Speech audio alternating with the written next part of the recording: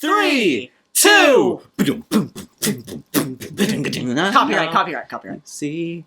Oh. It's not her voice. We can use her lyrics. We can do a cover on the podcast. Can't we? I don't know that we can. You don't know podcast law. If you sing a copyright-written song on a thing, it's copywritten. Some of our acoustic covers have gotten copywritten. Yeah. Oh. White Ferrari got copywritten. I think everything we've done that's either Weeknd or Frank Ocean has gotten I think you can only use 15 seconds and have it be fair use. I think by the time that you trailed off, we had gotten to 15 seconds of that song. That intro is not 15 seconds long. No one was singing the lyrics. I think we're fine. We're golden. The song is still stuck in my head, though. Yep. It's going to be rolling through my head for the rest of the podcast. All right. Well, without further ado, welcome to the Blackwolves Packcast. I'm your host, Jacob Wade. I'm Logan Riley Bruder. And I'm Jeremy Van Suarez. And this is episode 49. Oh, we're almost there. I know! I can't believe it. We're back! Yeah. After a brief hiatus. What is it in Roman numerals? L? It would be IL, yeah. No, I know. I'm thinking IL? about 50. Where we're at. Yeah, IL. Woo! We're in the L stage. We're about to get our L, guys. We're catching an L? Yeah. Nice. Get RL. No, IL. You. We're Right ill. now. We're ill today. Truly. Now, Healthy but ill. Jeremy, could you clear the dust that's in the air? Yeah, it's making me feel less than healthy. Please. It's making me feel ill. Ill. Ill. Hey! Ill. Go ahead. Okay. It's been quite some time since the last actual recording of the podcast, so some stuff has happened. Like, we dropped Ryan Quigley's interview for year 2. Loved it. And a clip for it, where he talks about his favorite Blackwolves video. We also dropped the Spidey cast, our first spoiler cast episode, which was a joy to do with the ever so pleasant Michael A. Jorge. Mm-hmm. We really had a blast doing that. It's been kind of a little bit of a rocky week for Blackwolves. We've just had a bunch of technical problems. But, we make it through. And I'm happy for us. Because I really liked just the vibe in the Spidey cast and episode 48. Yeah, We had some good episodes, There were some really good vibes going on there. Apologies again for the technical difficulties. It's like really no one's No, it's fault. no one's. It was just format. There's a bunch of technical We don't stuff have to that go just went into wrong, it or yeah. call too much attention to it, but just know that we're sorry about it. Yeah, and another second thing that I actually want to bring up, thank you for doing the pivot to apologies. Mm-hmm. And I realized this in episode 48, which was 2 episodes The ago, last episode of the podcast. that we recorded, yes. That I mispronounced the country Iran. And it's very important to me that I apologize for that, because we have friends who are Iranian, and it's something that we could have just brushed over and apologized in the description, but it's hard to communicate how to properly pronounce something when it's written. Pronounce something when it's written. And I didn't want to just write, I pronounced it, and try and phonetically write out how I pronounced it. You got a video apology. Yes, but I just wanted to make sure that was out there, because as we know from Aryan Moyad, there's been a lot of discrimination against Iranians, and using the wrong way to pronounce the country and the people is just contributing to that. So wanted to put out that apology, because we're always trying to learn and grow. So that's my little 2 cent, toss that in there. That's pretty much The housekeeping. all the housekeeping. Yeah. And Logan got his haircut. I did! And Logan I got my haircut. Talk about housekeeping, am I right, guys? Yeah. Keeping this house. All right, Jacob, what's our first topic of the day? Well, I'm glad you asked, Jeremy. Sony acquired you're- Bungie and Pokemon Legends Arceus. Wow. Did you know that? I did know that, actually. Okay, so let's start with this Sony thing, right? Yes. I just put them together because it's both gaming It's news. two separate These are things. 2 separate topics. Yes. They're on one bullet point. I just... Jacob was like, I didn't know that Sony bought Pokemon, but that's dope! yeah, sure. So, yes, it did come out this past week. Well, it came out. It was announced this past week that Sony, SIE, bought Bungie, the original creators of Halo and now creators of Destiny. They bought them for, what was it, 3 Billions. something billion. Now it wasn't as big as the Activision acquisition. as the Activision Activision It wasn't as big ASMR? as the Activision Blizzard acquisition. The acquisition. Yeah, improv while I look up the number. Go. The Activision acquisition. Acquisition. It's Whenever ACQUI, right? when a Acquisition. word starts to like sound wrong when you start saying it too many times. Or when you start singing it. Period. It was $3.6 billion. Wow. Nice. And the interesting thing about this acquisition is that Bungie is still maintaining their independent studio status, and they will continue to be publishing things multi-platform. Sorry, I know that you just explained what Bungie is, but what's Bungie? Halo. They make Destiny. Right. They make Destiny. That's what they're known One for more nowadays. time. Thank you. They made the original Halos for Microsoft. Yeah. Because they were previously Exclusive. owned by Microsoft. Right? I know. Here's the funny thing, right? They were owned by Microsoft, and they made Halo. Yeah. Then after Halo Reach, They were like, we're done. they were done making Halos, and they wanted to make a new game, and they decided to make Destiny. Right. But they needed publishing help.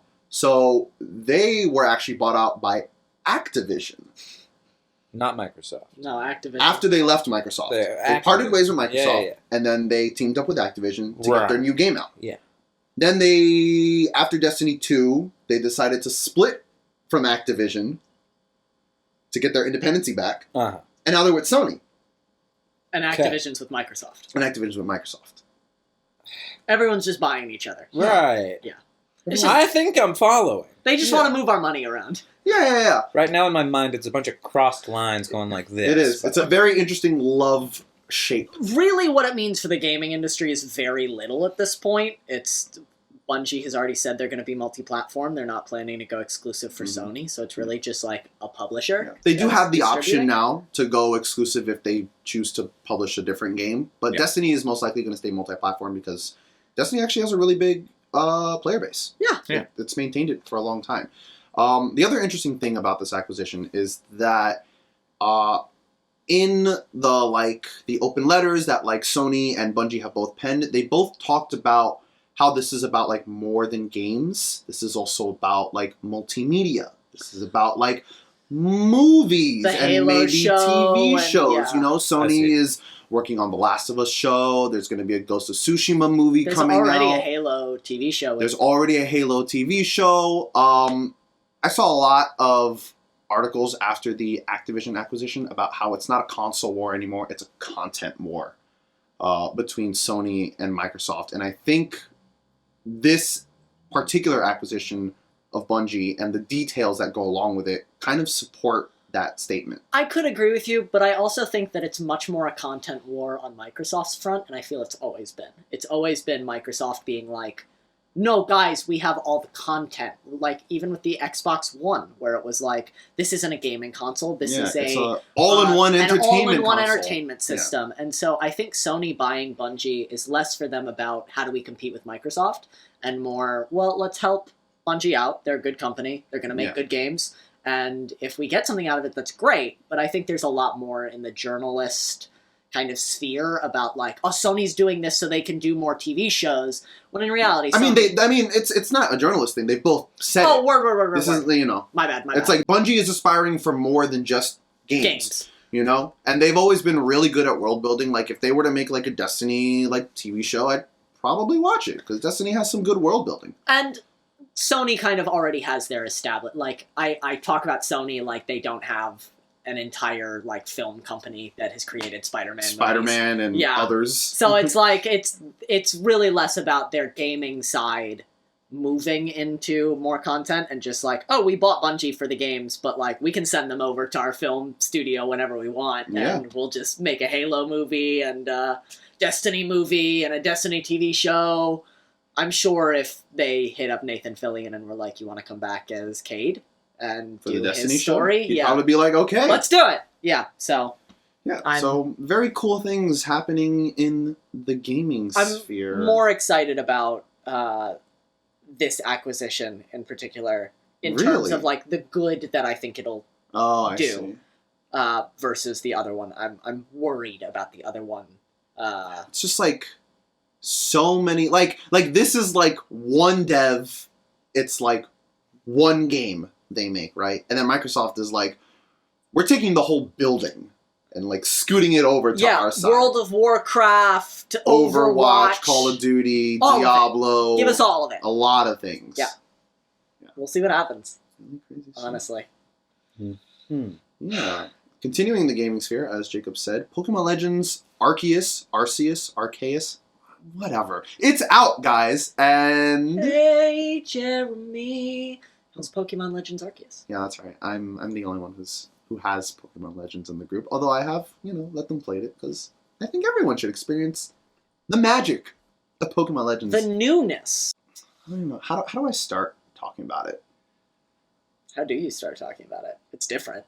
It's different. Not in a Yes. bad way. Not in a bad way. Yeah. Okay. So this game is more about the catching Pokemon and researching them aspect than it is about the battling aspect. I feel like every mainline Pokemon game's goal is beat the gym leaders, climb the Elite Four. Yeah, finish your Pokedex too, but that always kind of felt like a footnote of like, hey, you could also do this after you beat the main story. Finish the Pokedex is like the completionist goal, and the game goal is beat the story. Mm-hmm. Yeah, I would say like it was like 2/3 like battling and like 1/3 catching Pokemon collecting. Yeah. This game maybe equals it out a bit more. I was definitely maybe feeling that. Yeah. Catching goes a little bit higher. Now your whole party gets XP when you catch Pokemon. There's stealth mechanics. Catching one Pokemon does not mean you've completed their Pokedex entry. You have to catch them a few times and catch different forms and see them using specific moves. So it's a lot more of like, really like, gotta catch them all. That's always been the tagline for Pokemon, and I really feel like they're playing into that this time around. Yeah, I was going to talk about that a little bit. I think it's like, there's a sense of the previous games being gotta catch them all meant gotta catch every single one once, and this is gotta catch them all, like gotta capture every Pokemon. In the story's lore, it's like this is 1,000 years in the past, and like humans and Pokemon have Time travel! Yes, humans and Pokemon have not learned to coexist yet. So it's like, hey, we like literally like know next to nothing about these Pokemon. Can you, player character, can you go out and Are you using like us? technology from the future to do so? Well, It's like technology that they don't have yet? Our Lord and Savior Arceus did give me a phone. Okay. But the Pokeballs are all crafted. Like, there's a crafting mechanic as well. You can craft Pokeballs, and they all have like this like old-timey look. Like it has like a little like belt like hook as like the clasp on the front, and you like craft it, and they shoot out little fireworks when you catch a Pokemon. It's very satisfying. Yes, ancient tool, the firework. Yes. Yeah, you know, Flint and steel. Flint and steel and, powder. You crush up a flower and you get some blue, I don't know. I don't question it. Suspension of disbelief. Yeah. But the world is like big and like kind of empty, I guess, but like I feel like that's kind of the point, It's pre-colonized Sinnoh, so it's all just a lot of grassy fields. It's very Breath of the Wild. I feel like that was pretty obvious from the trailers. It's definitely not as exploratory as Breath of the Wild. You can't climb everything, but it really is a joy, like exploring these open areas and then being like, whoa, I don't have that Pokemon yet. I can't fuck this up. Let me sneak around in the tall grass. Now you get to sneak around in the tall grass and catch the Pokemon by surprise, as opposed to them. Not seeing them and having them come out of nowhere every 10 paces. Yeah, it's like it's not random encounters, which I really liked. Final Fantasy VII Remake did a similar thing, and I actually liked seeing the enemies and being like, okay, it's time to battle, as opposed to being like, gosh, I just want to make it back to the village. How many times am I going to fight this stupid enemy? Yeah, I think it's just going to show the technological jumps that we've made in terms of just, like, console ability. Mm-hmm. That, like, the reason we didn't used to see Pokemon in the past was the game can't render that much.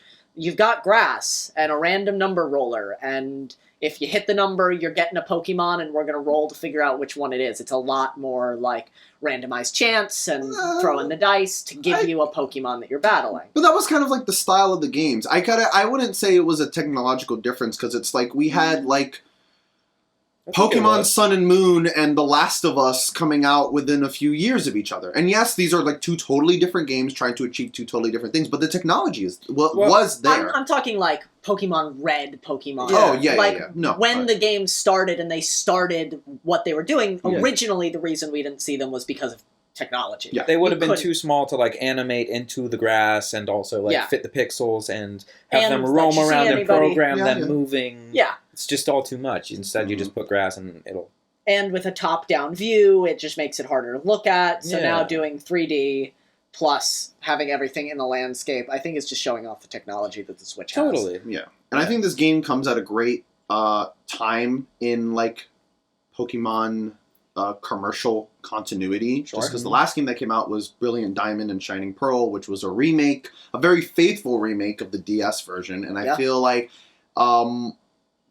Pokemon is kind of at a crossroads of like, do we stick with the tried and true formula or do we try something new? Well, And I'm glad they tried something new with this one. Me too. And I personally hope that the next mainline Pokemon game takes a lot from this game. Especially like I don't ever want to like have to like go into tall grass and hope to like catch a Pokemon. I just want to. Well, I I don't like think that you will because with Sword and Shield, you at least still saw the Pokemon walking was around. coming, yeah. Yeah, they were getting there, but like now it's like you're not forced to go into battle to catch a Pokemon. You can just catch a Pokemon and catch them completely by surprise. Which I do like, because without battling them at all. Without battling them at all. And I really like that. Now it's not like beat these Pokemon into the ground and then catch them. It's while they're like, weak. Yeah, you know? can just grab them and go. Yeah. And I really like that aspect. I feel like it makes the game so much more like fluid and just kind of overall fun to play, that it's like I'm not always like, okay, if I want to catch this cool looking Pokemon, I have to worry about the health of, you know, my whole party. Run back and forth through the grass, wait for the loading screen so that it can get into the battle, and then, no, that wasn't the one I wanted, guess I'm gonna run away, you know. or- But now it's like, okay, now it's like, spamming B. yeah. But now it's like, now there's, it's Quick interesting, attack, by quick attack. by freeing the world up a bit more, I feel like it gives the player a bit more agency, and it makes them want to catch more Pokemon, even if they have the Pokemon already. Also, the new inclusions of alphas is pretty cool. Yes, the alpha Pokemon, which are like boss battles, and there's noble Pokemon, which is like, if the alpha Pokemons are like the mini bosses, then like noble Pokemon are like your gym battles. And then there's almost, still kind of. shinies, and it's just There's still it's shinies. such a great Legendary. expansion. Yeah, there's, I don't know about, like, it's not like the classic, like, you know, like Diamond and Pearl, Dialga and Palkia. There's two legendaries, you know. I mean, I've seen gold. video of people with Arceus. No, yeah, I'm sure I'm sure you meet them at some point, and I know, and I've seen like leaks of like, you know, certain legendaries. I personally haven't reached that point yet. Of course, that's end game. But yeah, but I'm very excited to keep playing and exploring this pre-civilized Pokemon world. You can't wait to hear your final verdict when you eventually get to the ending, whatever that may be. Whatever that may be. I wish I had a Switch. It's okay. Sorry, pal. Someday. Speaking of things we're sorry about, Rudy Giuliani was on The Masked Singer. I'm not sorry particularly, but like, why would you do that, Fox? I don't know. Maybe it's because Why would Fox do that? Yeah.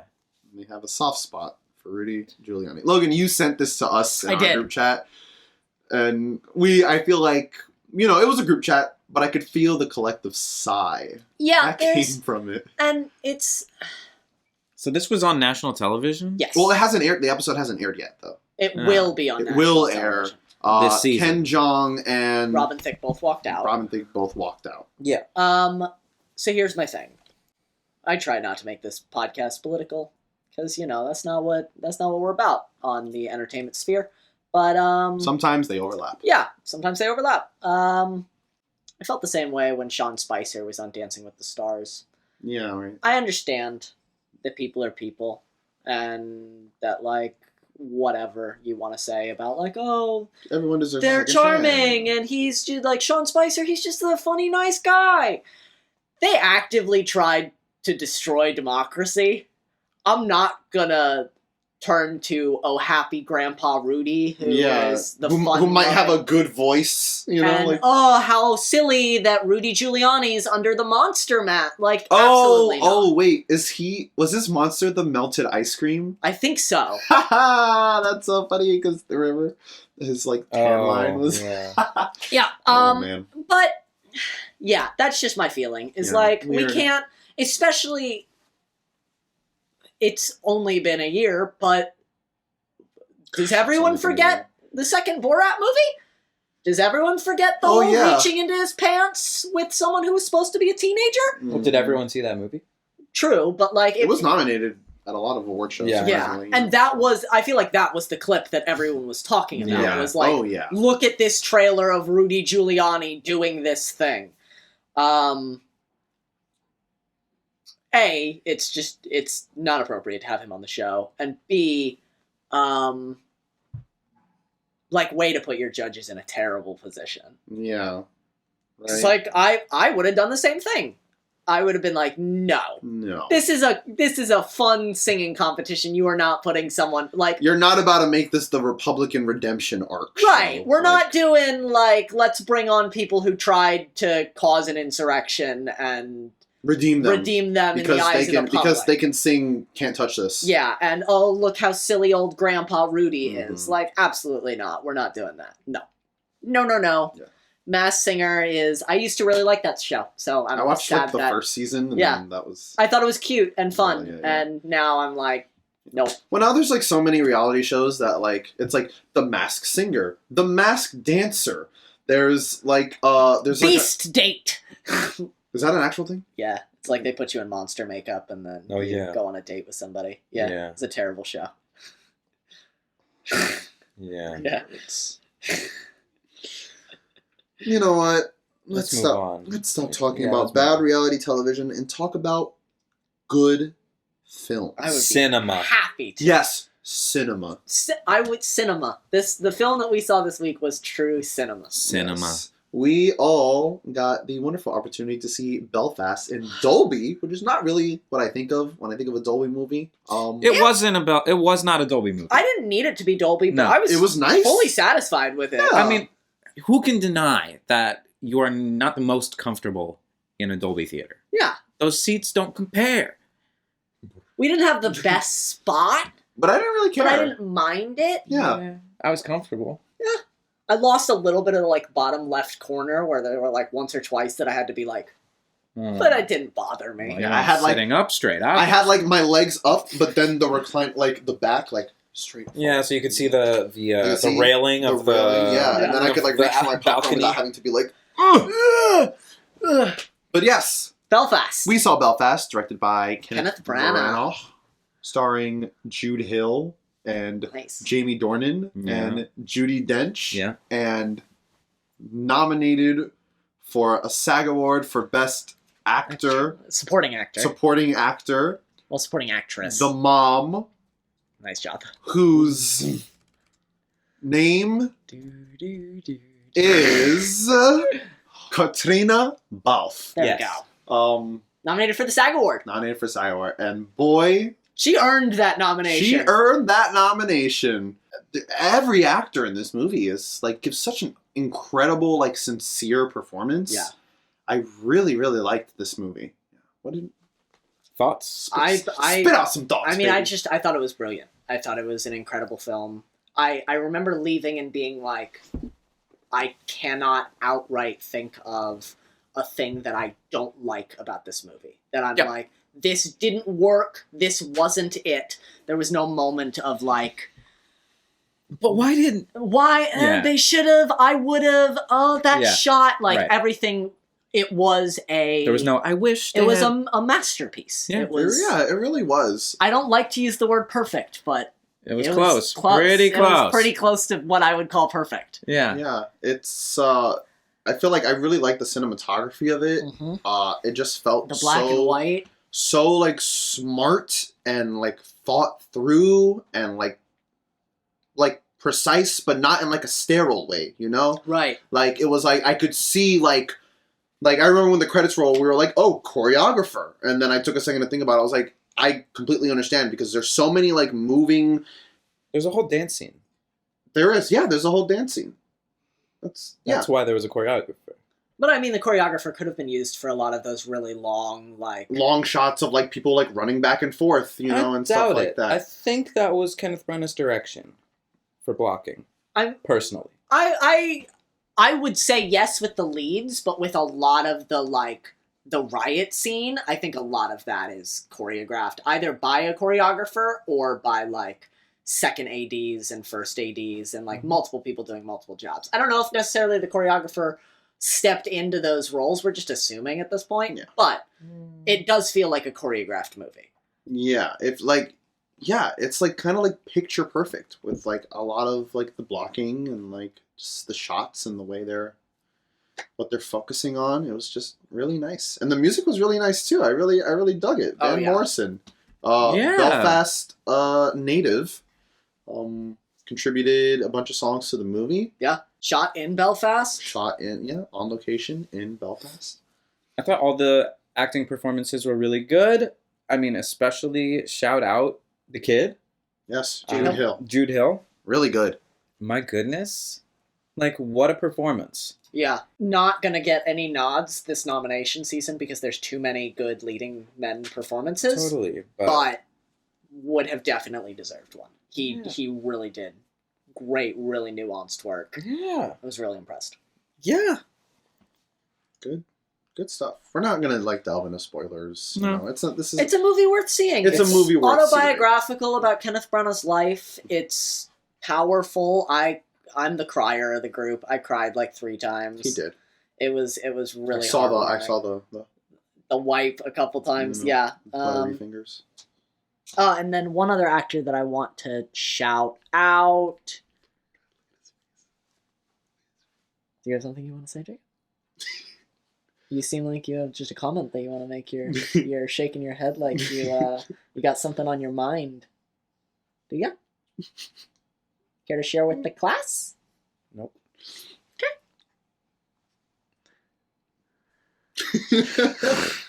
We have fun here sometimes.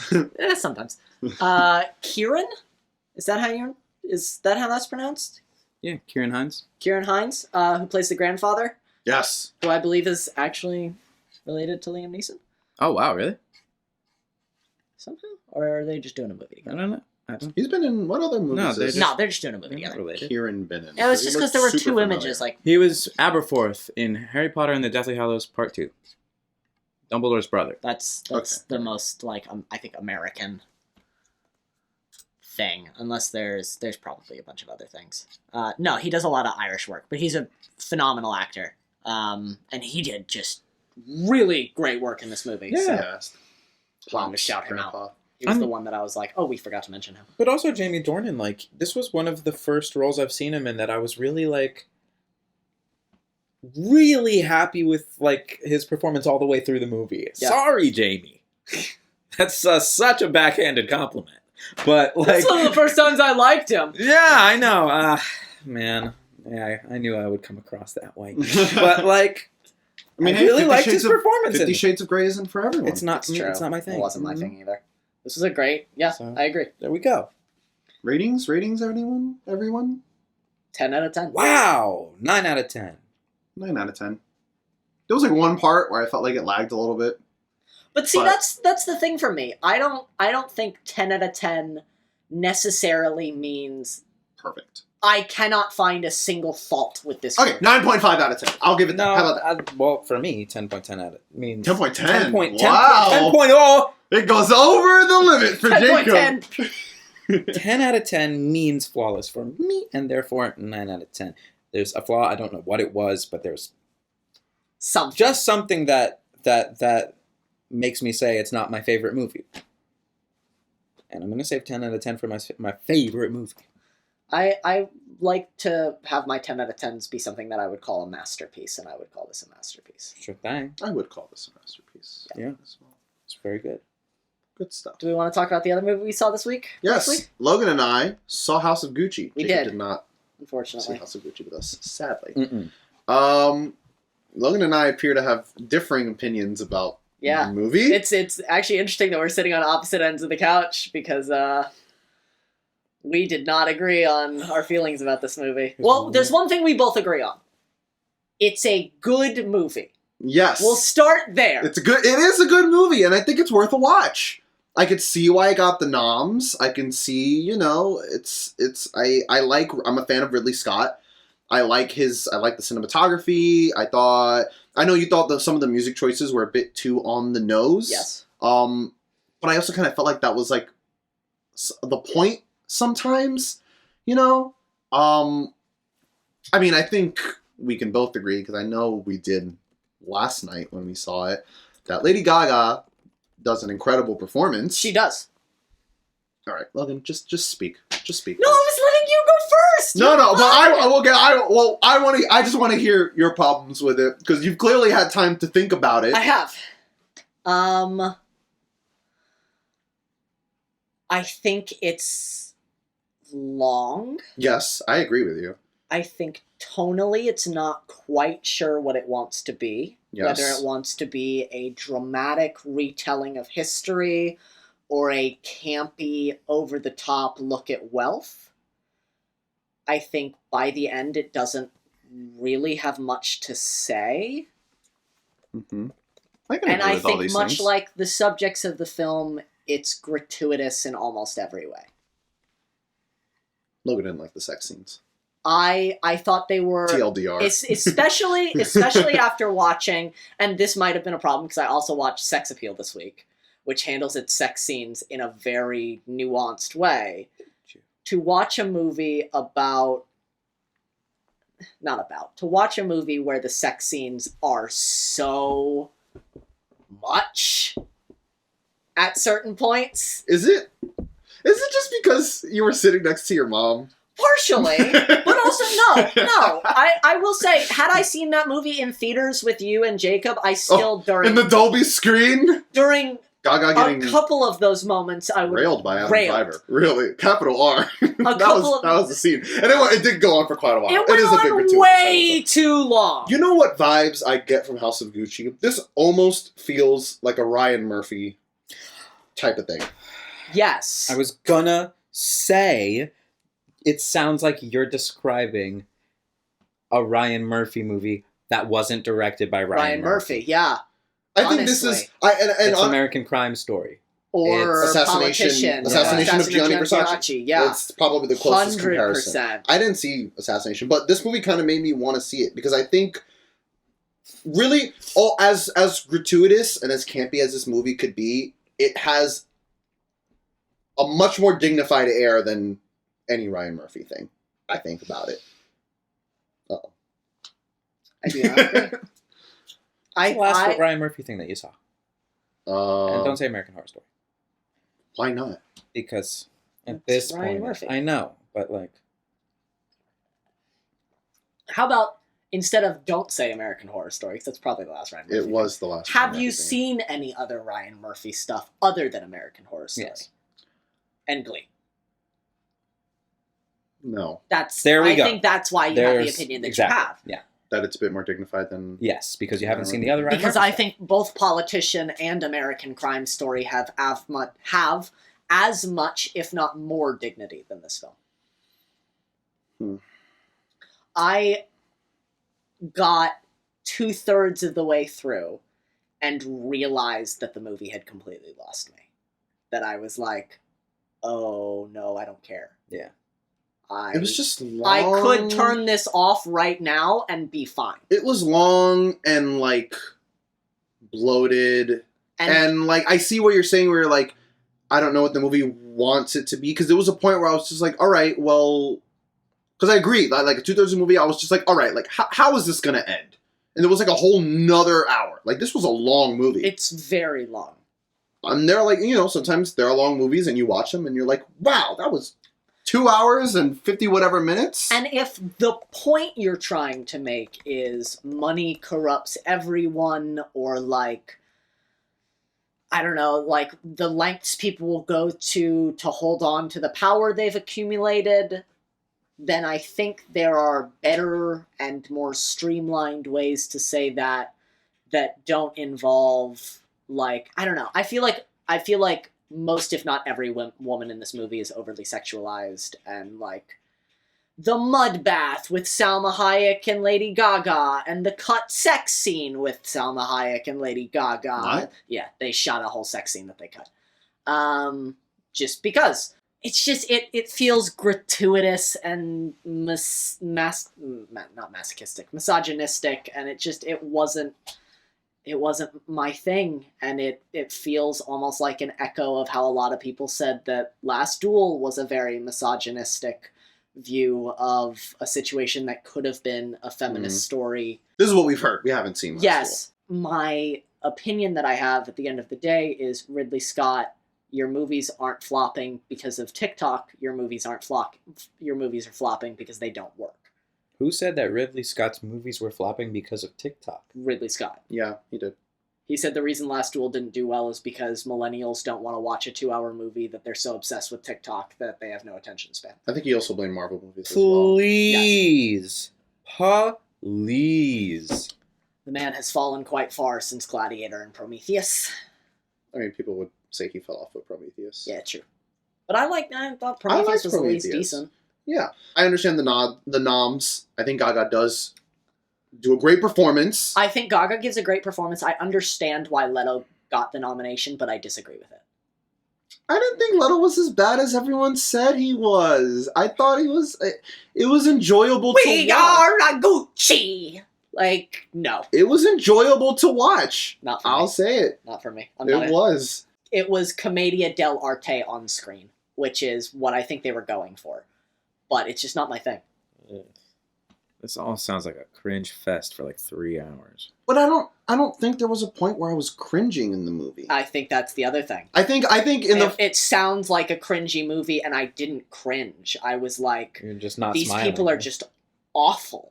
Like, they're all the moments that you would, like, in Succession, that I would be like... Because it is a very kind of Succession-y type of story. But all of those moments are less like, oh, fuck, and more just like, oh, wow, that's just awful. Yeah. Like, that's just I'm not cringing for the characters because I don't feel cringy. I just feel shit. Yeah. I think my problem with the movie is that it doesn't... And I think it links back to you saying about, like, what does this movie have to say? It doesn't, like, take a stance. Because I remember this movie starting and us being like... Everyone is good and everyone is evil. Is Gaga playing a game, or is she actually in love? And, like, you know, for like half an hour, it's like, she's playing a game. And then for a little bit, it's like, no, maybe she's in love. And then it's like, no, she's playing a game. No, she's in love. No, she's playing the game. No. And then it's like, game. Is that character playing the game? Is that, like... Everyone's playing the game. But we don't get an answer. It's also we get like history. We get what happens. She was sent to jail. You know, Mauricio was murdered. I mean, can you spoil it? It happened in real life. I don't know. Yeah, that's the other thing. There's a documentary that could be made that does it just as well, if not better. It's like they wanted to do a dramatization of a documentary, but didn't want to make a documentary. I mean, how do you make a good documentary when there's no Gucci's alive? No, but like... But there's a bunch of people still involved with the company who were there. Tom Ford's still around, all the people that run Gucci now. There's a ton of family members from Gucci that are alive that they just pretended didn't exist. Yeah, there are multiple brothers of both Paolo and... Mauricio, thank you. That is how much I did not like this movie. Yeah, it's for me. A swing and a miss? Yeah. It's a strike. I think this movie has some merit to it. I think technically it's very well done. I didn't like come out of the movie feeling like I like wasted my time. You know, I had a good time with the movie. I really liked Gaga's performance and Adam Driver's performance and Al Pacino's performance. I thought, especially like... I thought Adam Driver and Gaga... I thought the outfits were beautiful. I thought the makeup and hair was great. I thought the cinematography was great. And that's my problem. I think Adam Driver gives one of the best performances I've ever seen from him. And it's because he's so natural and so just like... What do you want? While everyone around him is doing camp. And it's like, Gaga goes to that place, to the, like, simple, nuanced performance, and then back to camp when she's with Jared Leto. And it's like, okay, did you want to do Commedia dell'arte? But is that a directing thing, or is that an acting thing? I think it's a directing thing. I think director... Also a writing thing as well. Is Paolo written to be that insane? Is, like, what is written, what is directed, and what is acted? So it's hard to tell. Yeah. I'm going to give this movie 7.5. 4. Oh my gosh. Below average? Really? Below average, yes. Yeah. Where when you just said I didn't Come on. leave this movie thinking I wasted my time, I had the opposite opinion. And I feel awful saying that because I love Lady Gaga. I feel like I remember looking at you and you looking so invested in the movie. I was! That's the problem! I got so invested and was like, this has a lot to say. It's interesting. It's like, she is cruel and manipulative, but she's only that way because of the situation she was brought up in. So maybe she's not evil, and he's naive, but he's also a shark, and Paolo is mistreated, but he's also entitled, and I loved it, and then we got to the end, and I was like, I don't feel like you have anything that you're saying. I feel like I just watched a history movie, and it wasn't even history. And now I feel like betrayed. Much like Mauricio did. Much like Mauricio, yeah. No, it wasn't. And also, the murder of him was way too quick. It was like we had this whole movie about, like, I thought build up to the murder, which I didn't even know we were building to. I thought there was more murder, because when I came back home and I told my parents I saw House of Gucci, my mom was like, were they really that backstabbing? All that murder stuff? I'm like, one person died. It's one murder that happens. It's not like everyone like, one murder that happens toward the end in the, like, second to last scene of the movie. Mm-hmm. It's like murder, her sentencing, movie over. And I was like, if we're building all the way up to him dying and the death of Gucci, this does not feel like a climax. I know he's gonna die. You're setting it, there's no, like, suspense of, like, oh no, he's walking into a trap. It's like, yeah, my dude morning was like, of. Yeah. Like, they give us the time and everything. Yeah, I remember when I saw the time, I was like, he's gonna die. It was like, he's gonna die in the next, like, 5 minutes. And then it was, like, less than 3 minutes later. He was shot dead. Less than a minute later, she was being sentenced. End of movie. No, like, how did they figure out she did it? No, like... Yeah. They literally did, like, she walks into her ex-husband's funeral, and she cries 2 years later. Yeah, they did do that. Miss Patrizia, would you please stand? And I was like... I hate that. So... And I think that's where the movie could have become unbloated if we investigated, like the whole, like, ski thing, right? They're so like, dumb. They're, like, in the snow, and it's like I'm not ethical, but I'm fair. No, you're not. I didn't want to, like, go, like, lean back and be like, who are these people? But I legit didn't know who these people were. They were a bunch of random characters that they added because he needed a person to cheat on his wife with, which he didn't end up doing in real life. In real life, he got divorced, and then, like, months passed. I don't feel like the movie said that he cheated. I mean, it implied that he was with her pretty much immediately after his wife left. That the whole, like, okay, yeah, I see, yeah. Salma Hayek, what did you see? Was like that your husband's cheating. Salma Hayek was, like, such a surprise in this movie. I remember she showed up and we were like, is that Salma Hayek in this movie as a fortune teller? Yeah. Yeah, I think in watching the trailer, there's the line, and I just talked about it. I don't consider myself an ethical person, but I am fair. And it felt like, at least from the trailers, that was kind of what House of Gucci was like a bunch of people not being ethical, but trying to, like, impart their own fairness on the world. And, like, how do we all, what is fair? Mm-hmm.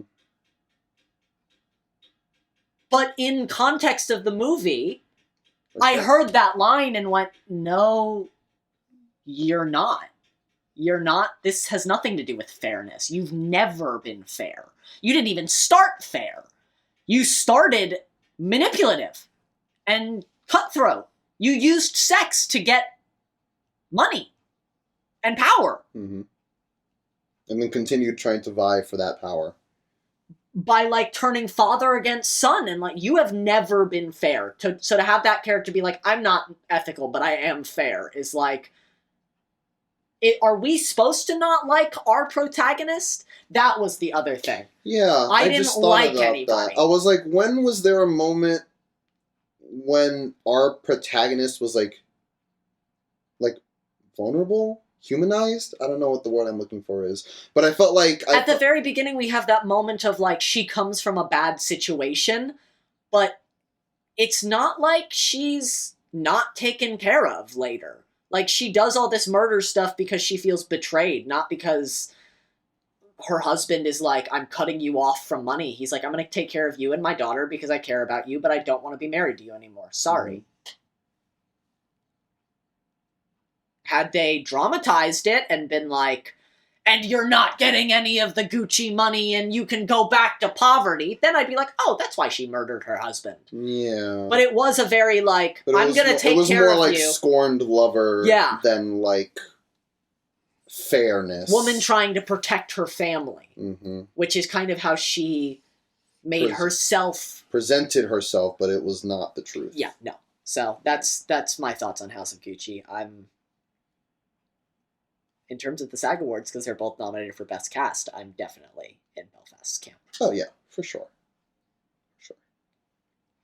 Shall we move from movies we've seen to movies we're going to see? Yes, let's do it. All right, there's a lot of stuff because we missed an episode because... It's going to be a long podcast, friends. Yeah, it is. I'm going to try and get through these pretty quick. A couple of them, I don't have a ton to say because they're nationwide releases and you've probably already heard about them. So I'll try and move fairly quickly. All right, we're starting off with stuff we missed last week because we had the week off on the podcast. Released on Netflix, we have The Tinder Swindler, directed by Felicity Morris, who produced Don't Fuck with Cats for them. Tinder Swindler is the story of a fraudster who used Tinder to lure multiple women into giving him massive amounts of money, and how the women then went after them. Jacob, I know you like a good murder mystery doc, so this might be an interesting one for you. And I might be into it. I started it this morning. Did you? It was... Ooh. I didn't like the first 5 minutes, but I'll keep watching, I guess. Maybe there's more that gets better. We hope. Maybe. The two big debuts.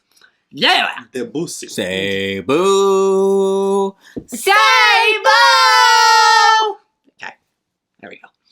The two big debuts from last week are Moonfall and Jackass Forever. They've been all over TV for the past couple weeks, so I don't feel like you've missed them. The moon is falling, and the Jackass guys are back. You guys are more into both of these than I am.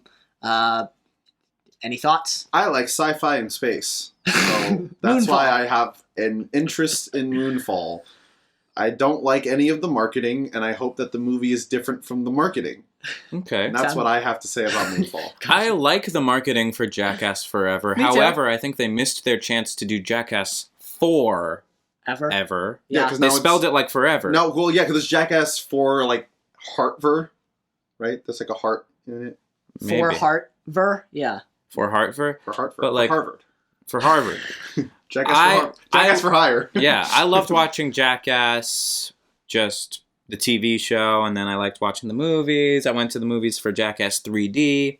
Good time. It's also just cool to see them, like, especially like Steve-O and Johnny Knoxville, like, healthy and like living good lives, but still having fun. Yeah. Like, I know there was a while that Steve-O was really in a dark place. Yeah. So to see him getting to make this movie with his friends and healthy, be really healthy is great. Yes, agree. Thank you guys.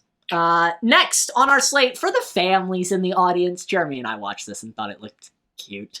We have The Wolf and the Lion, directed by Gil Demastre. I did think it was cute. I did. Who came up with the idea along with his wife Prune, who wrote the screenplay. It's a really cute movie about animals and love and protecting lions from evil circuses. And you're either rolling your eyes, like I'm sure Jacob is right next to me, or you love it. So either way, you know if it's for you or not. So check it out if it's your kind of thing.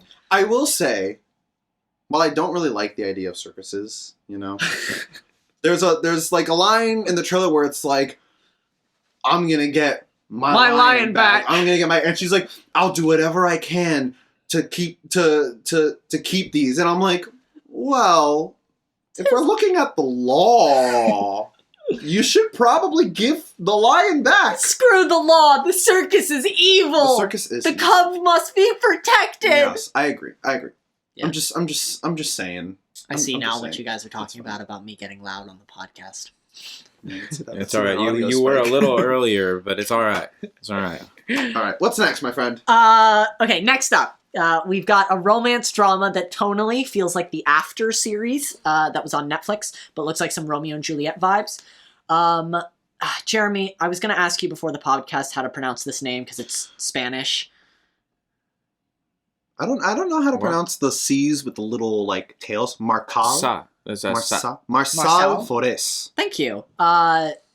Directing Through My Window, which is a story of two neighbors from different worlds whose families want them apart, but whose mutual attraction brings them together. Well, that's not what I got from the trailer. No, you didn't get the. This is the Wattpad one, right? This is the Wattpad one. With Aries? Yes, there's this is based on a novel by Venezuelan author Ariana Godoy, who's really popular from Wattpad. That's why Jeremy said it's the Wattpad one. Listen, these movies are going to become more and more frequent. This movie looks hot, I gotta say. It looks I'll spicy. say it, fine. It looks... The people are attractive in the movie, okay? I'm sorry. I'm sorry. The guy's name is Aries. It looks spicy. It's gonna be 50 Shades. It's in Spanish. After. It's hot. Swoon hot. I'm probably not gonna watch it, but still. It was a great 2.5 minutes of trailer, you know? Yeah. It's that kind of movie. You know if you like it. You know if you want to watch it, so do that.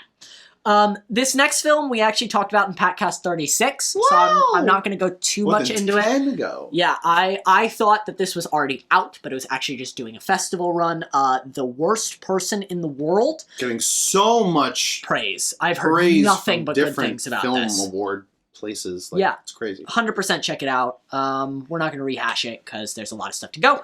But yeah, take a look at that. Next, Chad's submission for the Best International Feature Award at the Oscars. Lingui, The Sacred Bonds, is a story of a Muslim mother and her daughter who gets pregnant and wants an abortion in a country where it's illegal, especially with all the stuff that's happening with Roe v. Wade in our country. It feels very poignant right now. I'm super interested in this movie. I think it's going to be really cool. It looked really interesting. I'm really interested about the story. Directed and written by Mohamed Saleh Haroun. It looks remarkably powerful. I'm really looking forward to it. This year's International Feature Award has some hefty competition, so I'm very excited. This one releases the same day as this podcast, Tuesday the 8th.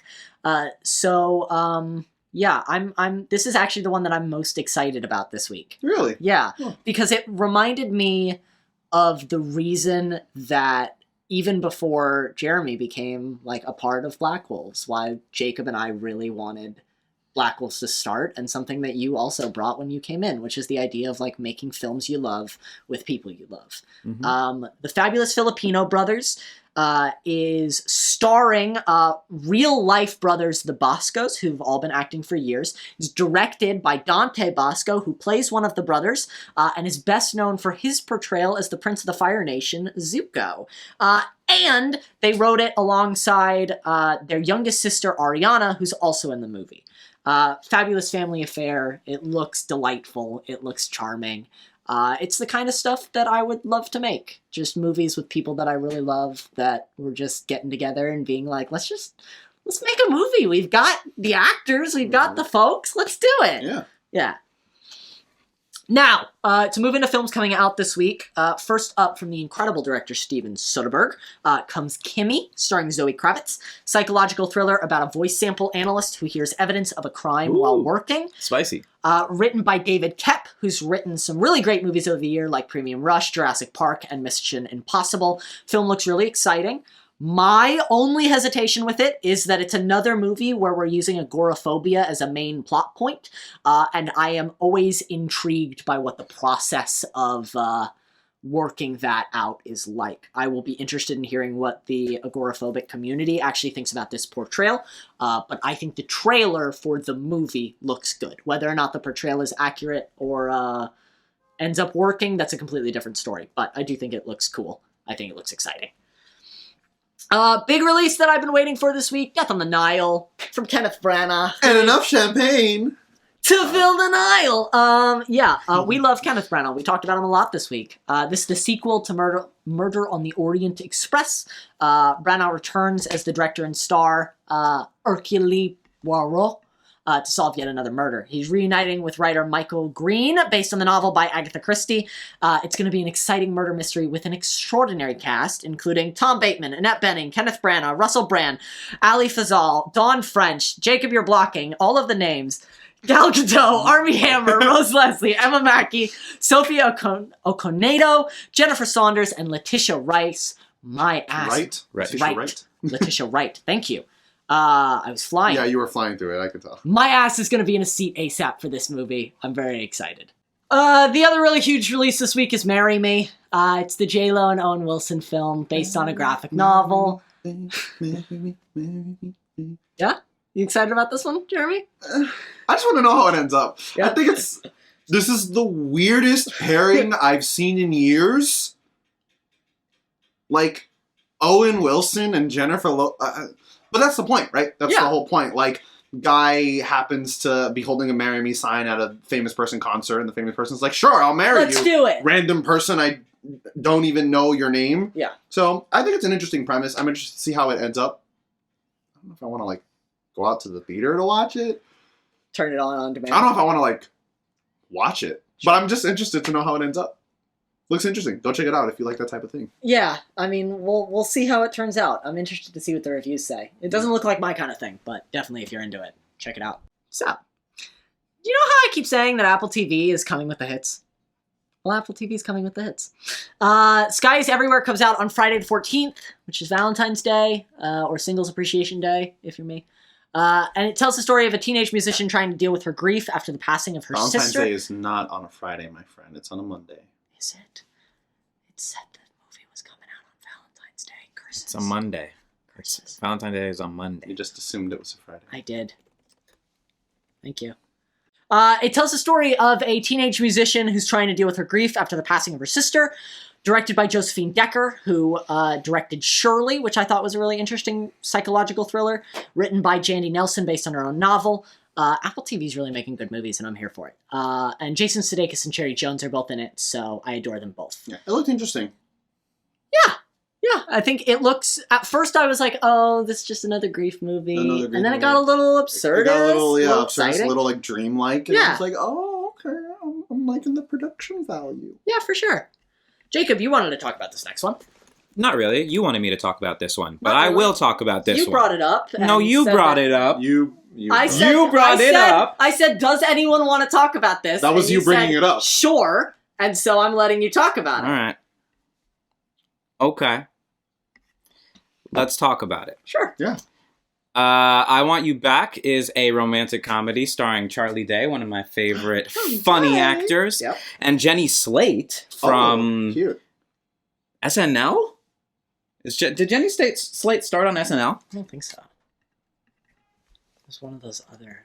Parks and Rec. Ah, She yes. was, She's not an SNL gal. She was, John Ralphio's sister. Yeah. okay. Anyway, Don't be sister. big fan of her. She's funny. Yes. And he's funny. Yeah. And although I feel like I know how this movie's gonna end based on the trailer, they're gonna end up together. I think it'll be a funny movie, and it's like a modern, I shouldn't say modern take, because it's kind of like a modern trope, but an updated take on an already modern trope of the rom-com. That idea of, like, let's break up these people because we want to be with them. But Oh, we really no. want to be with each other the whole time. Yeah. Yeah, that's at least what I think is going to happen at the end of this movie, but I guess I'll just have to watch it to find out. Mm-hmm. Thank you, Jacob. Yeah. Almost done. We've got a couple more. Lots of movies this week. In the psychological thriller department, writer-director Stacey Gregg's debut, Here Before, is a story about a mother who believes the daughter next door is a reincarnation of her own daughter. An intense Irish film that's getting really great reviews. This one could actually be pretty exciting. So I'm always into a good psychological thriller. Let's do it. Speaking of exciting, human trafficking / boxing movie next. It look really intense. Starring Kaylee Reese as a boxer whose younger sister disappears and the lengths that she goes to find her. Directed by Joseph Wadika. I'll be checking out this IFC film too. I think you should too. It looks real. Yeah. Looks real intense. It does. Looks cool. Yeah.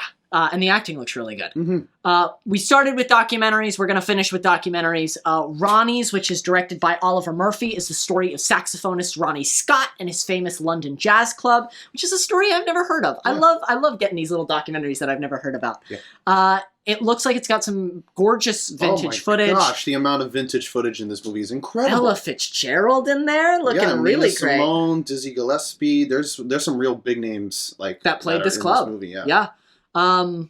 It's a story of a legend who didn't really make a lot of noise and was just kind of quietly promoting the London jazz scene and making things happen. So check it out. Remember the name.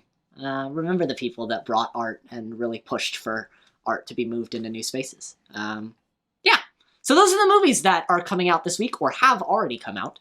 Check them out. Let us know what you're watching below. If you want any info on any other movies that are coming out this week that we didn't get the chance to talk about, they are also below and not on Facebook, Twitter, or Google+. God, especially not Google Plus. Never on Google+. Yeah, that's the movies of the week.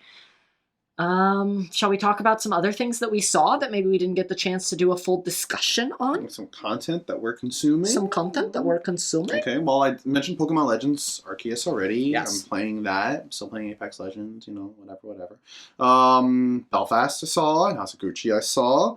But I've been really liking just the music scene lately. Yeah. I've really gotten into this Mexican artist called DannyLux.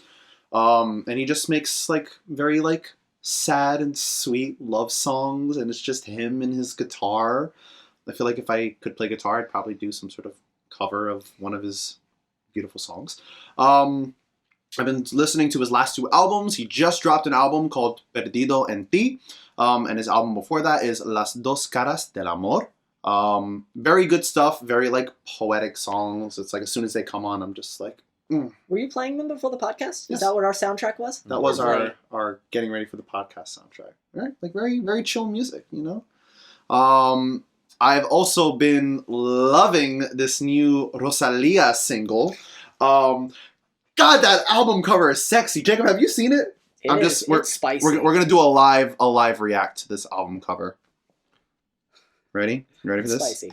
You ready for this? You ready for this? You ready for this? That's a cover. Sexiness aside, that's a hell of a cover. It's a lot happening. My goodness. MotoMami. First single off her 3rd upcoming album, MotoMami, called Saoko. Hard-hitting reggaeton with some free-form improvised jazz? What? Bitch, you better work! Speaking of bitch, you better work, I've been watching the newest season of RuPaul's Drag Race. It's RuPaul's Drag Race. The twist this season is that every queen gets a chocolate bar, and when they lose their lip sync, they open the chocolate bar, and if it's golden, then they get a second chance. Wow.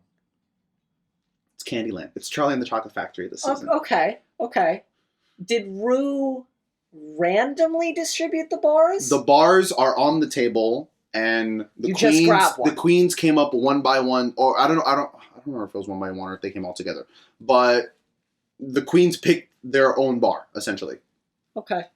So that's so randomized. I know. I bet it's gonna be one of the fucking final. That's what I'm saying. That was if one of the finalists had the golden bar the whole time, and then it's oh. I'm sure they put multiple. I hope so. I hope it's not just one. Because that's the spice of always being just kidding, you're safe. Or there's always that part in the RuPaul season where it's actually all the eliminated queens are coming back. Yeah. My thought, if I was a producer,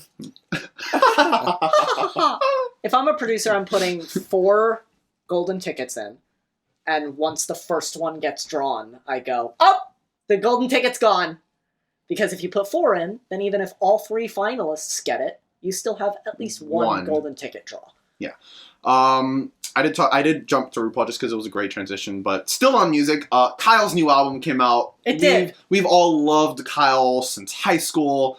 We've been with him through his ups and downs, and I'm happy to say that this latest album is an up. Even though it talks on some sad stuff, it is somber. I looked at the lyrics again, and I was like, yeah, it's somber, but it's hidden behind like very glistening, upbeat, like kind of want to jam out production. You compared it to somebody else recently that you were like, oh, it's John Mayer. It's that John Mayer style of like happy sound but with sad lyrics. Yeah. Really digging this Kyle album. It's a hit throughout, you know. Yeah. Really liking it. That's all the content that I am consuming. Jacob. Cool. I started the new season of Ozark, season 4. It Nice. is How was it? just as intense as the other seasons, and it's It's an developing the intense show. story in a very natural, unforced way, as I love. I hate it when producers know that a show's going to end, and so they just wrap it up like rapidly. I'm so excited to see Julia Gardner in Inventing Anna. Yes, same. Such a good actor. Yeah. Shout out Julia Gardner. Let me think. I'm also watching the new season of Servant on Apple TV Plus. Season 3. Season 3 just dropped. I mean, these seasons come in like Have you gotten to pretty the part that quick. we worked on? It's the next episode. Yeah. So I'll we'll be see. excited to hear what you think. Yeah, me too. Yeah. I'm excited to see what I think. What else? Kyle's new album is great. Check it out. It's called It's Not So Bad, by the Yes. way. And I would agree. This album, it It's ain't so not bad. so In fact, bad. it's pretty good. It's pretty good. That's all for me this week, I believe. We're still watching White Lotus. We're still watching The White Lotus, and it's so good. So good. Makes me so uncomfortable. The last episode we watched, we started and I went, okay, Jacob, I'm going to try not to look away the whole episode. We need to tie his hands So and put Honestly- tape on his eyelids. Honestly, as long as I'm able to at least do this, No! I'm okay. It's just there was literally a moment where Hold him down, make him watch the I'm gonna scene. pretend that the TV is where this camera is, that I was watching the show like this. Just because I was like, I have to keep looking at it, but I'm just trying Like, to it's not a retreat. horror movie. It's Yeah. not, but oh my gosh, they do such a good job of, there was a moment on this latest episode where a bunch of people, Don't spoil too much. I wanna watch. it's episode 3, there's a bunch of people on a boat. And I was so uncomfortable. I had to keep repeating, like, I'm so glad I'm not there. I'm so what Jacob said glad. last- Yeah, on last that's episode. that's what I was remembering. I was like, okay, Jacob just said, just like, be happy you're not there. And I was like, I'm not there. I'm not there. And I was still just like, oh my fuck. That's a cringe show. That's a show where I'm like, please stop. Please stop. Please shut up. I think it's just Please. HBO shows that make Logan feel like this. It's He's possible. not here for the adult content. Hey, I mean, I like adult content sometimes. We're all into it. Yeah. I didn't cringe at Game of Thrones until the final season. It's that final season Can we just rapid wrap up. Can we just change the topic? Yeah, please. Logan, what have you been enjoying? What have I been enjoying? Well, I mentioned Sex Appeal, which I thought was really good. The guys at American High always do great work. Jeremy Garlick, super incredible creator. Now, how much has it changed since the sides? Two of the characters that you auditioned for are identical to how they read on the page. Okay. And one of them has gone from talking about dicks and cum to talking about how to finger a girl. I saw that in the trailer. Yes. Okay. Spoiler alert, I guess. Well, it's in the trailer, I'm so... fucking. But like I said earlier when we were talking about House of Gucci, Sex Appeal has a very unique approach to its sex, which is everything is done as like these kind of outlandish, like there's also dealing with synchronized teenagers. swimming section, yeah, Yeah, which no, I we're appreciate. not going to show a teenager getting railed. Yes, Right. but we have like Alex Strangelove. If we're thinking about like movies that have come out in the past couple years, we have had teenage sex scenes of like high schoolers having sex has not been a like. I think even going back to like Heathers and In Euphoria. movies from the 80s. Euphoria is a unique beast.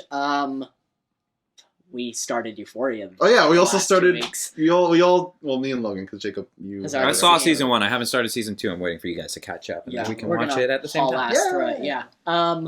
Sex Appeal just does a really good job of handling its sex in a very appropriate way, and I really appreciate that. I feel like I've been listening to something new. I just added a new album. Oh, is it the Bastille album? I started listening to that with you. I didn't finish it though. Jacob introduced me to a new artist, Lizzy McAlpine, who's really, really great. So I would go check out her music. She's been doing some really cool tracks. Super appreciated that. Lauren Weintraub, who's a friend of the show, is nominated for an iHeart Music Award, so you should vote for her because she's awesome and we love her and she releases dope music. What's she nominated for? TikTok Songwriter of the Year.